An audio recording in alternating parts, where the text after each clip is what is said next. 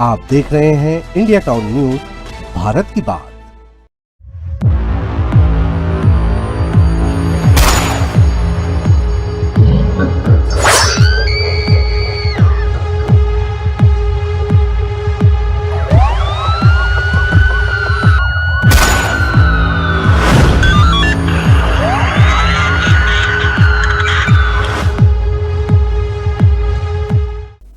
आज की ये खबर सिर्फ एक अपराध नहीं बल्कि इंसानियत को झकझोर कर रख देने वाली एक रहस्यमयी और सिहरन पैदा करने वाली वारदात है।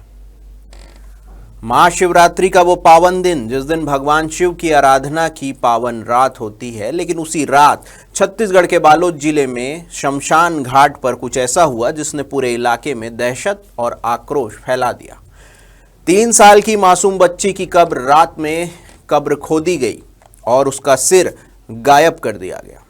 क्या ये सिर्फ तंत्र साधना थी?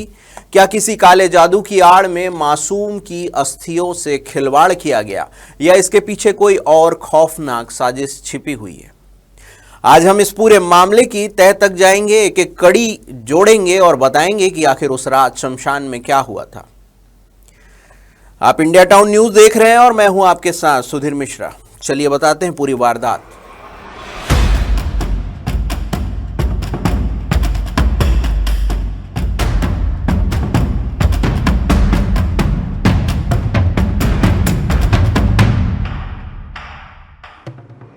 पूरा मामला गुंडरदेही थाना क्षेत्र की हल्दी चौकी अंतर्गत ग्राम महुदा बी का है।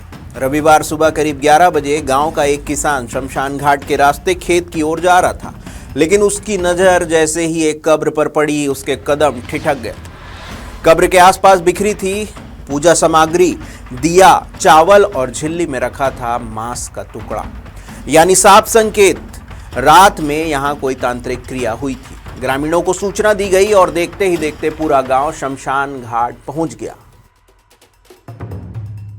अब सवाल ये उठ रहा था कि आखिर वो कब्र किसकी थी? वो कब्र थी 3 साल की मासूम बच्ची प्रिया साहू उर्फ लाडो की। 9 अक्टूबर 2025 को किसी गंभीर बीमारी के कारण उसकी मौत हो गई थी। परिवार अब भी उस सदमे से उबर नहीं पाया था। पिता जितेंद्र साहू जब मौके पर पहुंचा तो मानो उसकी दुनिया एक बार फिर से उजड़ गई।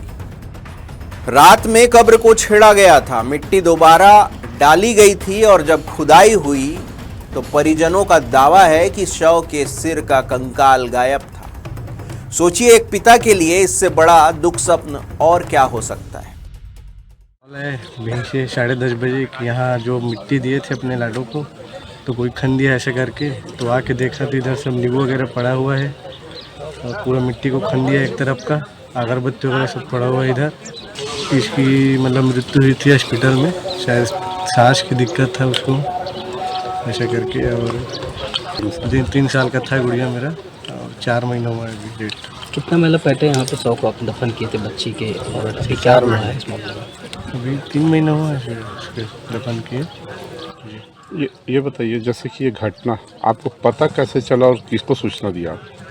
मेरे को पता, वही कॉल आया इधर खेत वाले को दिखे तो कॉल किया, मेरे को इधर आया तो फिर मैं इधर थाना कॉल किया मैंने, यहाँ से ऐसा हो गया ऐसा करके।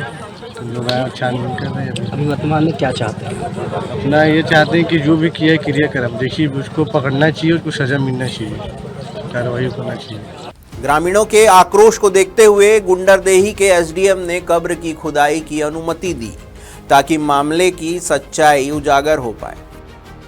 दोपहर के 3 बजे वीडियोग्राफी के बीच लगभग 4 फीट नीचे से शव को निकाला गया। पुलिस के अनुसार शव को परीक्षण के लिए राजनांदगांव मेडिकल कॉलेज भेजा गया है। मामले में बीएनएस की धारा 301 के तहत अपराध दर्ज कर जांच शुरू कर दिए गए। पीछे कब्र को खोद के खुदा हुआ है, वहाँ से तंत्र मंत्र मतलब नींबू वगैरह काटा गया है, उसका पान रखा गया है ना, मतलब पूजन की पूरी सामग्री रखी हुई है ना। तो कुछ ग्रामीण गए थे सुबह है ना, तो पता चला यहाँ पे कुछ कब्र खुदा हुआ है। फिर गांव में सूचना दिए, फिर उनके माध्यम से पुलिस को शासन को सूचना दिया गया। पूरी पुलिस दल बल के साथ आई यहाँ पे है ना, और कब्र की खुदाई की गई।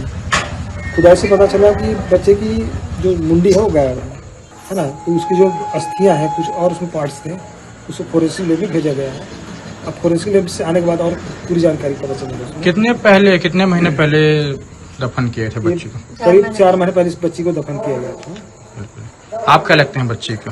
मैं उसका दादाजी हूँ।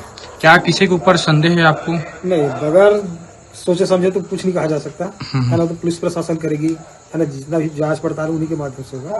परंतु हाँ, जो भी इस प्रकार के कृत्य किया गया है ना, उस पर कड़ी से कड़ी कार्रवाई की जाए ताकि ऐसे दोबारा घटना न हो। अब सवाल ये कि क्या सच में तांत्रिक क्रिया की गई? इस मामले में हल्दी चौकी प्रभारी नंद कुमार साहू का कहना है कि प्रथम दृष्टया महाशिवरात्रि की रात तंत्र क्रिया की आशंका जता रही है। महाशिवरात्रि एक ऐसी रात जिसे तांत्रिक साधना के लिए भी खास माना जाता है। शमशान जहां तांत्रिक मान्यताओं के अनुसार कुछ साधनाएं की जाती है, क्या इसी आड़ में किसी ने मासूम की कब्र को निशाना बनाया, या फिर क्या ये अंधविश्वास की आड़ में छिपा कोई संगठित गिरोह है? आपको याद दिला दें कि 9 महीने पहले भी हुआ था कुछ ऐसा ही मामला। इस घटना ने पुराने जख्म भी ताजा कर दिए हैं। करीब 9 महीने पहले पड़ोसी गांव सिर्रा भाठा में बैगा पुनित राम गोण की गला रेत कर हत्या कर दी गई थी। उस समय पर भी मौके पर तांत्रिक सामग्री मिली थी। जी हां, तांत्रिक अनुष्ठान में जो सामग्री यूज होती है वो मिली थी। उस मामले में 5 आरोपी अभी जेल में हैं। अब सवाल ये है कि क्या दोनों घटनाओं के तार आपस में जुड़े हुए हैं? क्या वही गिरोह फिर से सक्रिय हुआ है या कोई नया नेटवर्क काम कर रहा है? अब बात करते हैं जांच के अहम सवाल की। क्या मासूम का सिर किसी विशेष तांत्रिक क्रिया के लिए निकाला गया? क्या घटना में स्थानीय लोगों की संलिप्तता थी? क्या कब्रिस्तान की पहले से रेकी की गई थी? और क्या पुलिस के पास कोई सीसीटीवी फुटेज या फिर कॉल डिटेल सुराग दे सकती है? साइबर टीम भी जांच में जुट गई है। गांव में दहशत का माहौल है, परिवार गहरे सदमे में है और प्रशासन पर दबाव लगातार बढ़ता जा रहा है। गांव के लोगों का कहना है कि महाशिवरात्रि की रात कुछ संदिग्ध लोग इलाके में देखे गए थे। कुछ ग्रामीणों ने दावा भी किया है कि देर रात शमशान की ओर से हल्की रोशनी और आवाजें आ रही थी, लेकिन किसी ने ध्यान नहीं दिया क्योंकि महाशिवरात्रि की रात जागरण और पूजा आम बात होती है। सुबह जब सच्चाई सामने आई तो हर कोई सन्न रह गया।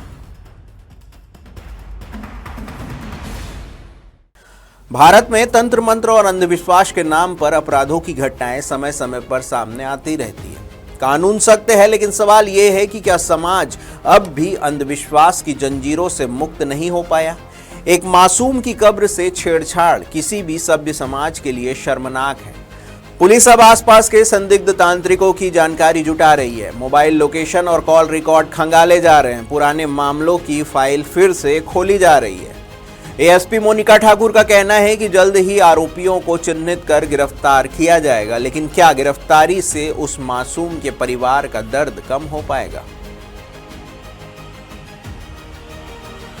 महाशिवरात्रि आस्था और विश्वास का पर्व है, लेकिन उसी रात अगर शमशान घाट में मासूम की कब्र खोदी जाती है तो यह सिर्फ अपराध नहीं बल्कि इंसानियत के खिलाफ साजिश भी है। बालोद का यह मामला सिर्फ एक गांव की कहानी नहीं, यह सवाल है क्या हम आज भी अंधविश्वास के अंधेरे में जी रहे हैं? पुलिस जांच जारी है और हम भी इस केस की अपडेट आप तक पहुंचाते रहेंगे। फिलहाल के लिए आज की पड़ताल में इतना ही। यह विशेष रिपोर्ट भेजा है बालोद से हमारे संवाददाता संजय सोनी ने। देश प्रदेश की हर बड़ी खबर के लिए देखते रहिए इंडिया टाउन न्यूज, भारत की बात। नमस्कार।